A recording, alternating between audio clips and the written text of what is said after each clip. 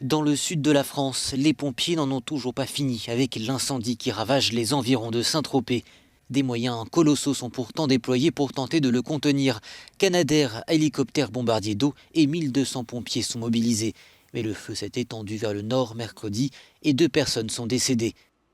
Depuis le départ de l'incendie lundi, 6300 hectares de forêt, de vignes de garrigues ont brûlé et 10 000 résidents et vacanciers ont dû être évacués. Cet été, la France avait jusqu'ici été épargnée par les incendies. Ce n'est pas le cas de la Grèce, deuxième pays le plus touché par les feux derrière l'Italie cette année.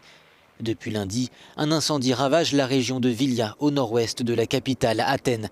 Le pays est confronté à une vague de chaleur sans précédent depuis des décennies et les centaines de feux de l'été ont mis à rude épreuve les capacités des autorités, ce qui a conduit le gouvernement grec à lancer un appel à l'aide via l'Union européenne.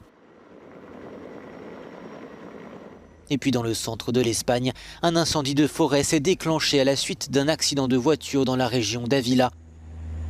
Il est stabilisé selon les médias espagnols, mais a brûlé plus de 20 000 hectares.